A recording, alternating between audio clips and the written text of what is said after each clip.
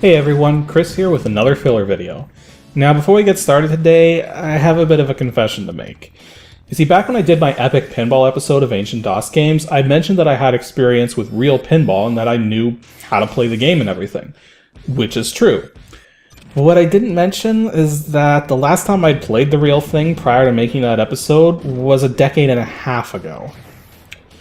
So it's not that the information I was giving in the video was wrong or anything, because a lot of what I was saying was stuff that I had learned recently prior to making that episode. Gleaned from places like websites with strategy information, playing tips, tutorial videos. But because of that, a lot of what I was saying to you guys came across as very generic, and it was really hard to get anything useful from it. Since that point in time, though, I have been getting back into pinball something fierce. And I don't just mean on the computer, like right there. I mean like the real thing. So I can't be the only one watching who has a latent interest in pinball. So let's just get it all out. Today, we're going to talk about the modern state of pinball. Because believe it or not, pinball is on the rise. It's becoming popular again. More and more people are getting into it. So I'm going to tell you guys about what your options are for playing on a computer screen, what your options are for playing in real life, and we'll go over some real strategies, tips that'll really help you improve your game. So without further ado, let's get started. I am Merlin, wise and old. Listen up to what you're told. Let's charge the center lane. I took on Drool. Now, pinball on location is still pretty hit or miss for the most part, so the simplest way to get back into pinball is to play it on a screen, such as the computer, console, tablet, etc. And while there's tons of different pinball programs out there, I want to focus on the four most prominent: Pinball Arcade, Pinball FX2, Visual Pinball, and Future Pinball. Pinball Arcade is probably the program I would recommend above all others for two simple reasons. The physics are about as good as they presently get, still not perfect by any means, but you can do far worse, and every table available in this program comes from real life. Thus, if there's a particular table in here you enjoy, it's very possible to run across it for real and actually get to play it for real. It also has a decent mix of licensed and unlicensed titles, as well as popular and not as popular machines. It's also available for a variety of platforms, though I recommend avoiding the Xbox 360 version for the time being. The program itself is free and comes with a single table you can play to your heart's content called Tales of the Arabian Nights, which I feel is actually a really good choice as the free table to provide, since it's one of the easier tables to play despite having a huge number of features, thus you can get a huge amount of gameplay out of it and really get a feel for how in-depth these games can get. All other tables can be bought individually, in packs of 2, or you can also buy season packs, which include all of the tables released for a year, and if you buy into the current season, you'll get instant access to any new tables released into it. One thing that's really good about Pinball Arcade, though, is how it handles demoing the other tables. You're able to access every other table without paying a dime, yet the default high scores have all been modified, and the idea is, you can play any table you want to for free up until you hit the first high score, at which point the demo ends. This means if you happen to be really bad at a particular table, you aren't going to get arbitrarily interrupted playing it until you actually start to get better. All that said, this program is clearly designed for consoles and tablets first and the PCs second, as on the PC side of things, it's missing certain features that other pinball programs have, and it also has some of the worst default controls you can imagine, though thankfully you can remap them. And just keep in mind when remapping the controls that the direction to nudge in is indicating which direction to move the machine towards, not which direction you're nudging the machine from, which is the opposite of every other pinball program out there, so define your controls accordingly. Now, if you want to play some more original tables designed specifically for the home user, then Pinball FX2 is your best bet. Pinball FX2 is made up of nothing but original designs, a large portion of which are based on Star Wars and Marvel licenses, though there's a number of purely original designs, as well as some based off of other games, like Plants vs. Zombies. The base game provides one completely free table entitled Sorcerer's Lair, which actually provides a ton of gameplay on its own accord and helps to demonstrate a variety of things these tables can do because they're completely digital, with no ties to real machines, such as by having mini games or by having targets which can appear and disappear from random spots on the playfield. As you might imagine though, being designed specifically for home play, the tables on display here are very different from typical real pinball machines. The simplest thing to notice is that there's all kinds of ways these games try to help you keep your ball in play. Having doors which can swing open to protect out lanes, having kickbacks on both out lanes at a time when most real tables, if they even have a kickback, only have one. And the amount of time you get on the ball saver on these tables is enormous compared to a real machine. The ball saver being a feature most pinball games have, which gives you a second chance with the ball if you lose it very soon after plunging. Also, most of the tables in Pinball FX2 are very stingy about extra balls and multi-ball features, which again is another trope of tables designed exclusively for home play. In real life, if you have at least a decent level of pinball skill, you can get at least one extra ball for every 3 or 4 games you play and should be able to get multi-ball at least once every time you play a game, if you know how to go for it. Here in Pinball FX2, extra balls are very tricky to get on most of the tables, and on some tables it can take a surprisingly large amount of time to get multi-ball going. The physics are also not nearly as good as in Pinball Arcade, though still better than most of the earlier pinball programs out there. Nudging and tilts also work very differently. Now, inside a real pinball machine, there's what's referred to as a plumb bob, dangling on a chain inside an electrified ring. If this plumb bob makes contact with the ring due to any force exerted on the machine, it forms an electrical connection and registers either warnings or tilts. Older machines will just immediately tilt out, but anything from the past 20 or 30 years will typically generate up to 2 warnings first, and then the third time it'll tilt. Pinball Arcade, since it's using actual ROM data with its tables, emulates this by having it so that your first nudge will never generate a warning or tilt. But if you nudge twice too close together, it will. Pinball FX2, however, takes the same approach as older pinball software, in that each nudge generates a warning, but you get your warnings back if you go long enough without nudging. And you can tell how close you are to tilting by the size of the warning message that shows up on the DMD, the dot matrix display in the corner. And that is one big thing I should make note of. All of the tables in Pinball FX2 are DMD games, whereas Pinball Arcade has a mix of DMD and alphanumeric games, as well as some early solid-state games which only have digital score counters, and a couple electromechanical games that lack digital circuitry entirely, relying on bells and chimes to indicate score on mechanically driven scoring reels. Basically, Pinball FX2 isn't a bad program by any means, but you're not going to get a feel for the real thing from it. If you want to get a bit more technical or want to try making your own tables, or simply don't want to shell out money to pay for pre-optimized digital pinball experience, then Visual Pinball is one route you can go. Visual Pinball is an indie program that's been worked on for many years, as it's already up to version 9, and version 10 is in the works as we speak, which promises a completely overhauled physics system along with better graphics support. Which is probably a good thing as it stands, because Visual Pinball 9 has the worst physics of any of the pinball programs I'm going to be talking about in this video. Actually, let me rephrase that. If you understand the physics behind real pinball, that's when the physics in VP9 make no sense. For one thing, there's no playfield friction, so the ball doesn't arc downwards as sharply as on a real machine. For another thing, the nudging mechanics are way off, as they affect only the acceleration of the ball, whereas in real life, when you nudge a machine, you're pushing the machine from underneath the ball, which not only affects the acceleration of the ball, but its position relative to everything else. The odd thing, though, is that until you compare with the real thing, VP9's physics actually feel like that's the way it should really work. So this is something that isn't going to bother most new players until they get a feel for the real thing. However, since Visual Pinball is supported entirely by community efforts, there's no official tables released for this thing. Instead, due to the extreme amount of customization possible, there's been tons of user-made recreations of real tables from all eras of pinball, as well as plenty of original designs too. Now, many of the recreations of the solid-state machines, though, require ROM data to play. Now, as you might imagine, the real ROM data is still under copyright and requires a right to use.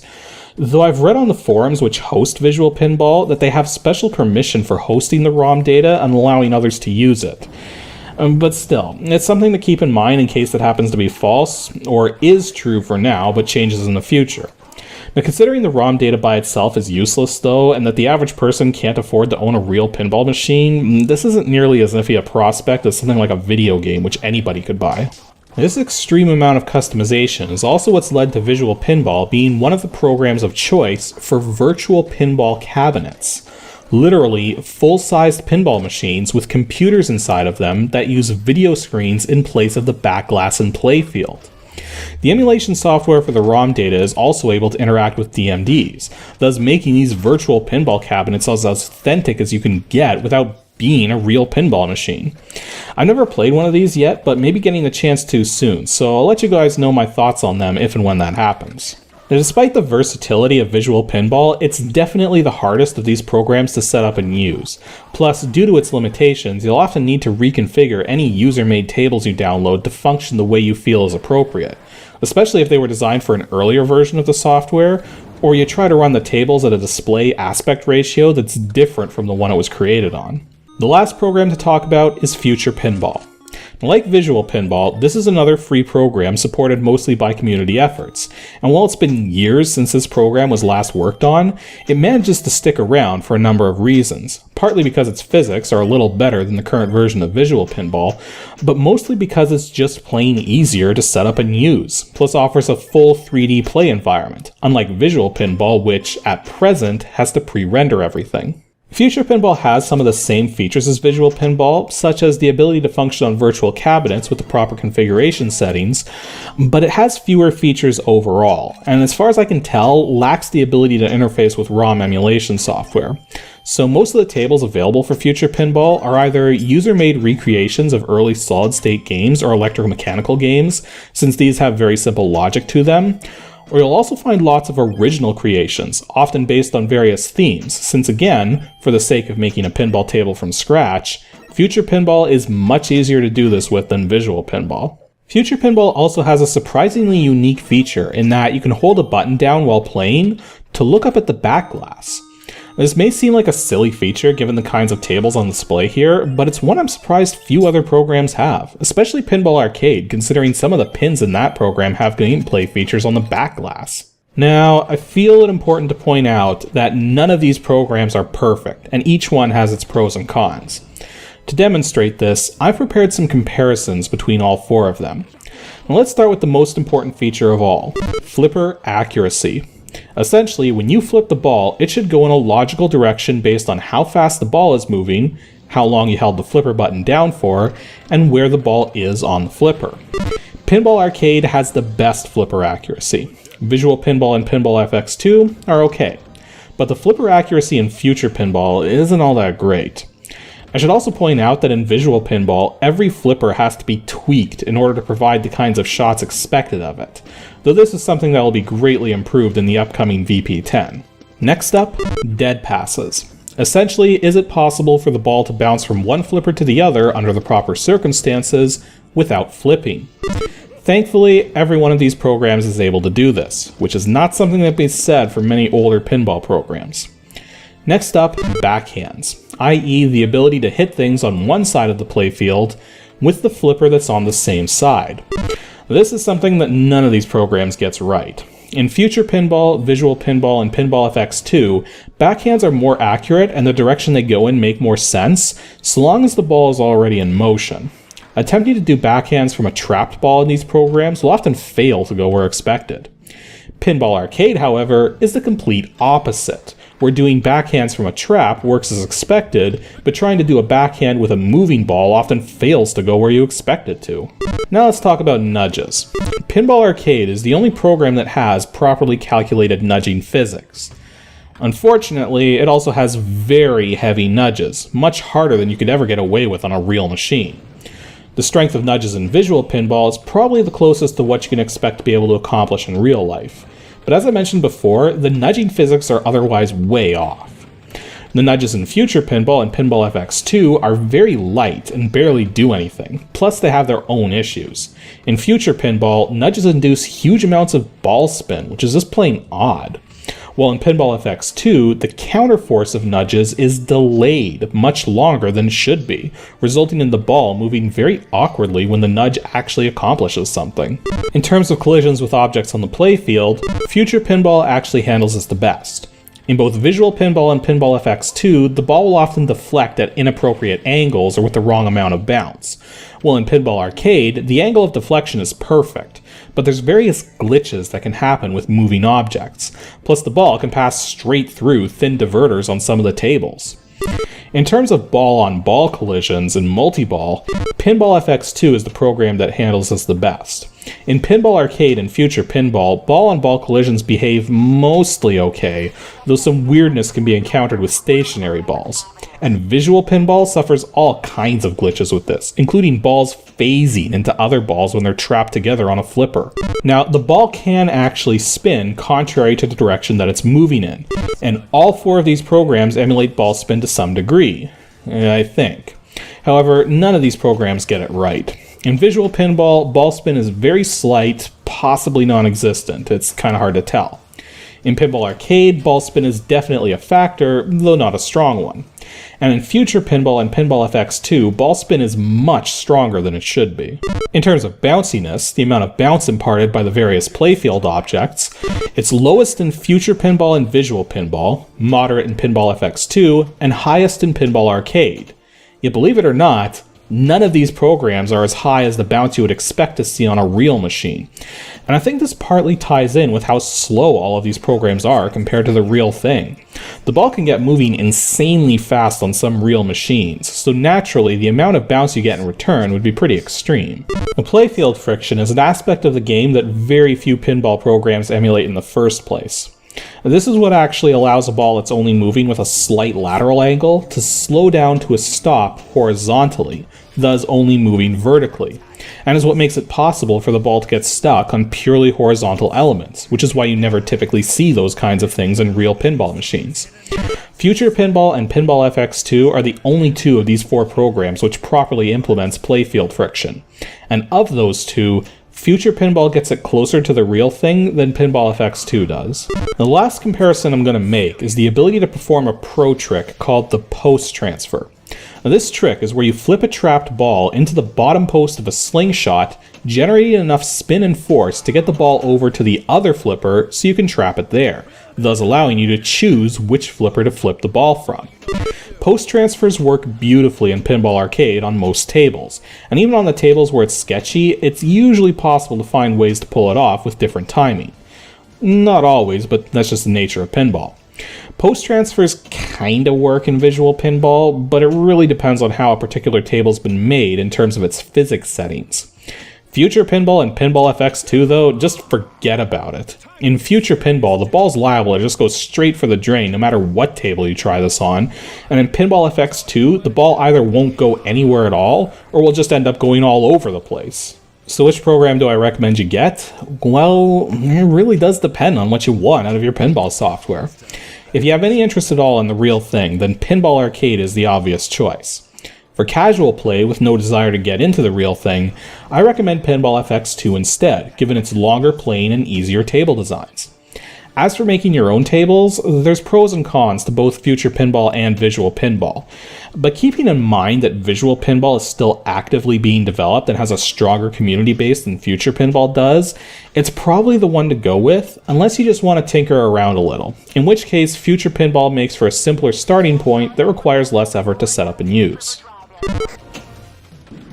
So let's say you want to get back into the real thing. Well, what are your options? Well, the most obvious answer would be to go find a location to play. And to really help you out with that is a website called Pinside. The Pinside website is essentially a community-driven site for pinball aficionados to hang out and talk about all things pinball. But it has a number of features on top of its forums, such as a marketplace for owners to sell their machines from, an archive people can look up information within, but also a map. Now, this map allows Pinside members to mark their rough locations to get an idea of who's where, but it also allows members to mark the locations of public places to play, as well as what pins those locations have and notes on the condition of those pins. Suffice to say, this map is a godsend for anyone wanting to play the real thing but having no idea where or how to go about it. Now, if you don't have a lot of options for location play in your area, but there's plenty of private collectors, then you should check to see if there's a league in your area. Joining a pinball league would give you an ability to play the game for real at private owners' places. I'm I got my initials on here. There's a logo on the back for the league that I've joined. And the idea is we get together once a month and just play pinball for a few hours. And the locations we play at, they're not on location. They're like private owners' houses. So there's only a few such owners in the league, and yet there's like 100 players. So, and it doesn't really matter how good you are or anything. Like everybody who's in here, like we do keep score and we do have basic rules, but it ultimately comes down to just having fun playing the game because we enjoy playing the game. Like, I mean, we do have prizes and stuff, but they're based on the matches that happen at the end of a game. So it's completely at random. Now, if there's plenty of private owners in your area, but no league set up, the next logical step would be to see if those owners would be willing to start a brand new league. And even though anyone with access to a pin can play solo, pinball is definitely at its best when it's being played with multiple people. So forming a league and getting together to play on a regular basis, and it's not just good for the private owners who have pins to be able to play other games, but it's good for everyone else in the area with an interest who doesn't own any pins, either because they don't have the room, aren't sure how interested they'd be in the game, aren't capable of performing the maintenance needed to keep a pin working, or just because they're playing too expensive to own in the first place. Now, if there's no decent locations to play in your area and no private owners either, you're still not completely out of luck. And depending on where you live, you may not be that far from somewhere that does have a decent location to play, so you could always just make a day trip or a weekend out of it, driving out to a nearby city and possibly renting a hotel room for a night. And even if this isn't an option for whatever reason, you still have two more recourses depending on how much money you have: buying your own machine or buying toy pinball machines. Me personally, I've since acquired 2 pinball toys intended for children, but very playable by anyone. Now, this first one here is called Star Wars Space Battle Freestanding Pinball. Now, I should quickly point out that many of these toys are licensed, and often the only difference between 2 or 3 or several of these machines is the license involved, with the actual mechanical and electrical parts, as well as the layout of the playfield, being identical. This particular pinball toy is about 3 feet long and 1.5 feet wide, and the only mechanical parts are the flippers, which take a surprising amount of force to push in due to their fully mechanical nature. Not to mention there's a spinning device in the middle of the playfield which can really whip the ball around on contact. The bumpers don't actually bump the ball, and are just electrified springs with electrified rings around them. Now, when the metal ball makes contact with both the spring and the ring, it forms a circuit and generates points on a simple 5-digit LCD display. Now, there are lights on the playfield, but they just flash in various patterns and serve no actual purpose. In fact, because of the lack of any holes or such, and given the fully mechanical nature of the entire thing, you can play this with the power off, so long as you don't mind not being able to keep score and don't mind having the spinning device in the middle of the field stationary, which, given how loud it can get, might be preferred. As you might imagine, being a toy made out of mostly plastic and stickers, it's not that expensive. The MSRP for these things is about $80, and I got this one new in box for $55. The legs, however, are thankfully made of metal with rubber feet, so it's very stable. This is also a much more recent toy, with copyrights on the bottom indicating this overall design was produced sometime around 2009, while this particular model using the Star Wars license was produced around 2013. However, I also obtained a somewhat smaller and much older pinball toy from the early 80s known as Astro Shooter. Now, this thing is in surprisingly good shape given its age, and just has some scuffs and a small crack in the plastic overlay up by the top right. And it's about 20 inches long and 11 inches wide, and rather than keep score with an LCD screen, scoring is done by engaging and disengaging gears from a motor which is constantly running during gameplay, which is also unfortunately really loud, though using a blanket helps deaden it a little.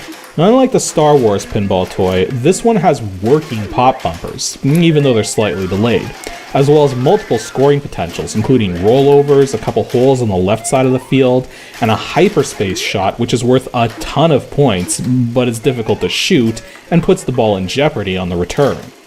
The smaller size also makes it nearly impossible to nudge this thing without sending it flying, so your accuracy is extremely important towards making points. This thing actually cost more than the Star Wars pinball toy, at around $65, and that's from an auction which I only barely won. These things often go for more on eBay and even worse cosmetic shape, so I really lucked out on this one. And part of the reason for the high price though is that despite how loud and obnoxious this toy is, It plays really well, better than the Star Wars pinball toy, and is often considered to be one of the best pinball toys ever produced outside of real machines. So if you're not prepared to own an actual pinball machine, pinball toys like these are a great option. If you do want to get a real machine, well, I highly recommend you do a lot of research first, because you really need to know what you're getting yourself into before you go and buy one. Firstly, pinball machines are not cheap, as they're constructed out of thousands of pieces and are intended for commercial usage. An older solid-state machine in good condition that's not too incredibly popular or rare will probably run you about $1,000 to $2,000, while the more popular machines or the newer machines can range anywhere from $4,000 to $10,000. Or if you go through a distributor, you can get one of the more recent pins new in box for around $5,000 to $10,000, depending on the model and variant of that model, as some pins come in multiple variants with a handful of different features. However, owning a pinball machine is more than just having something awesome to play, because pinball machines are ultimately mechanical devices with metal balls being flung around inside of them at ludicrous speeds. Sooner or later, something's going to break and you're going to have to fix it.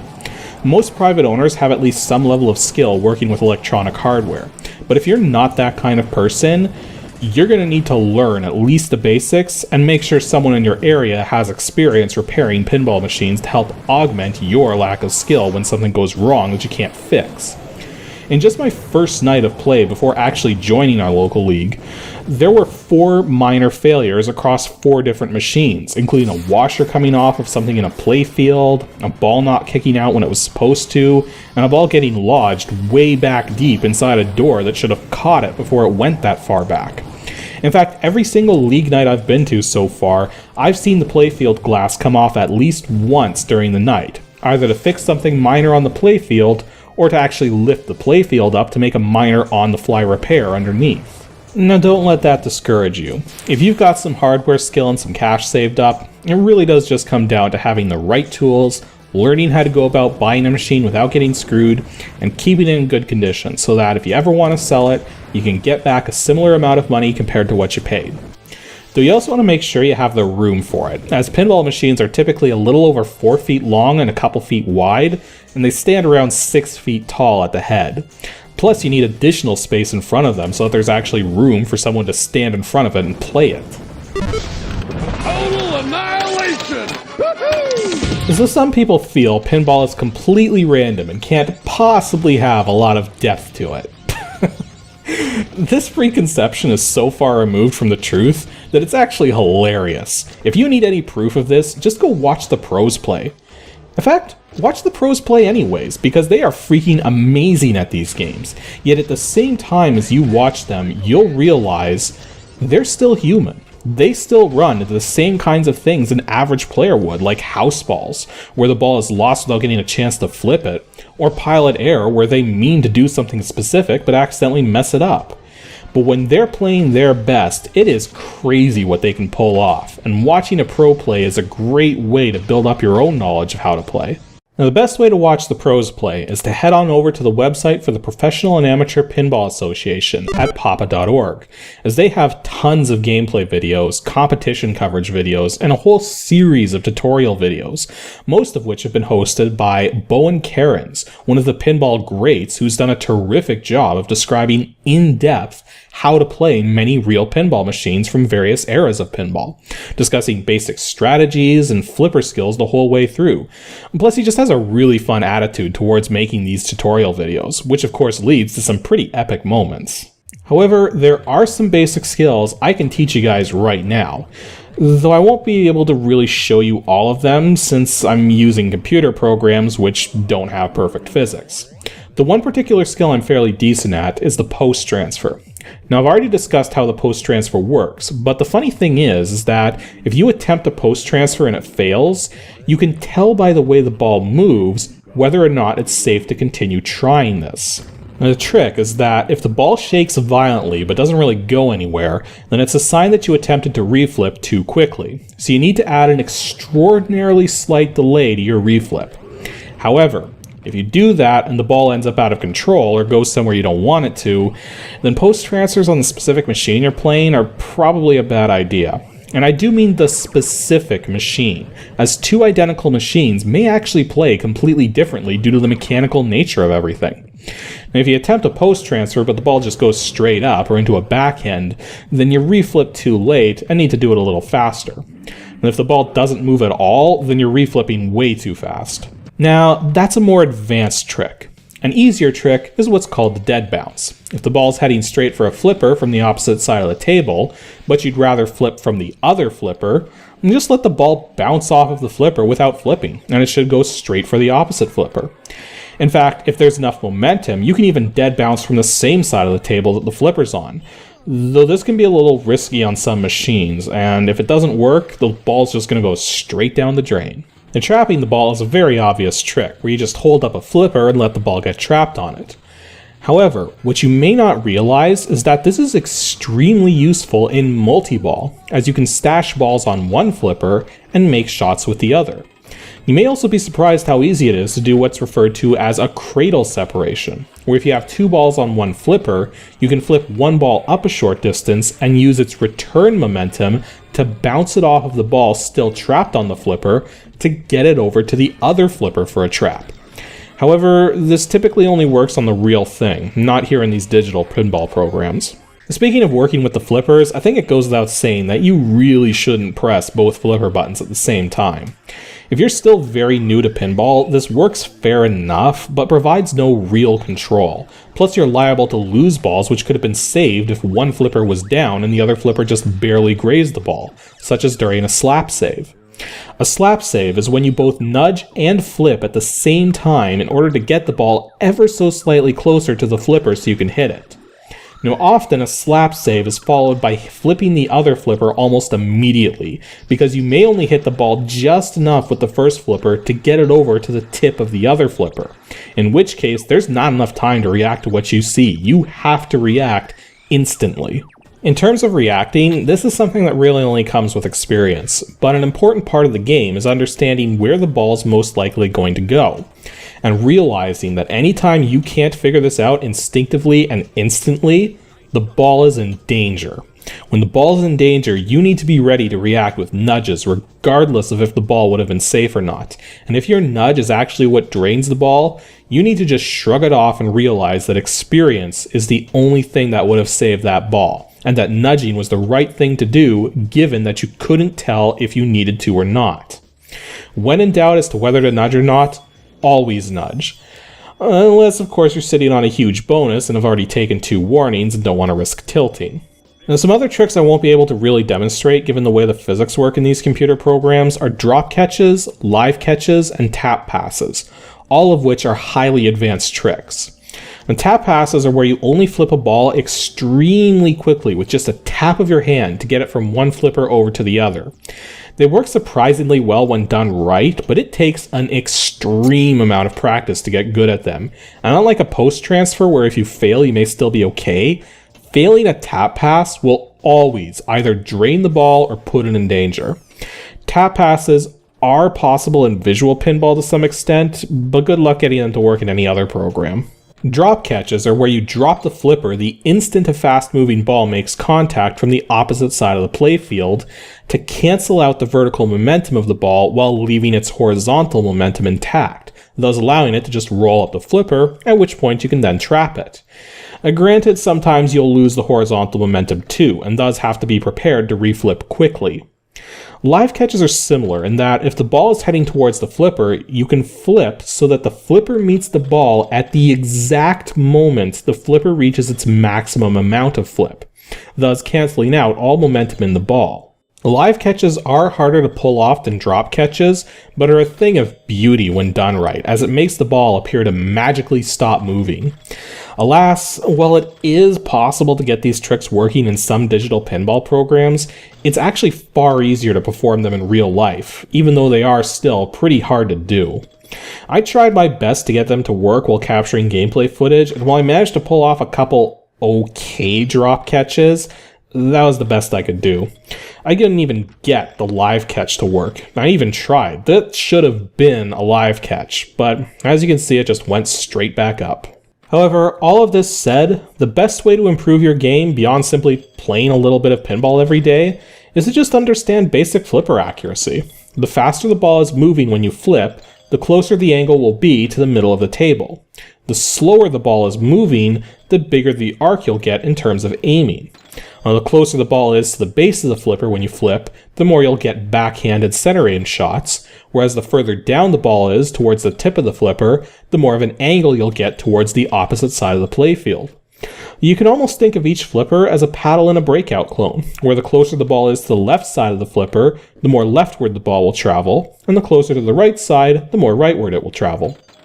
Anyway, I think I've covered enough to give you guys the basic idea that pinball is far from dead. It's really making a comeback. There's lots of options out there if you want to play the real thing. You got plenty of options for playing on a computer. There's no excuse not to go out and try and play the game if you've got any interest at all. So, that's all I gotta say. This filler really went on for a while. Anywho, stay tuned for the next episode of Ancient DOS Games. It'll be Saturday, September 6th. As for the hint for what game I'm going to be covering, it's a first-person shooter, but it's actually based on a series of inventory-based adventure games. Yeah. Anyway, send your guests to ADG at pixelships.com and stay tuned to see how they even made this concept work, or if it even does.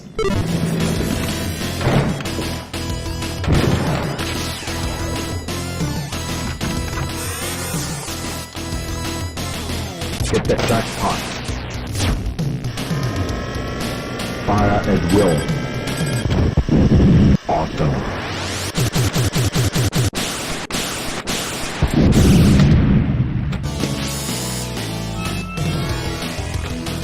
Vault key secured.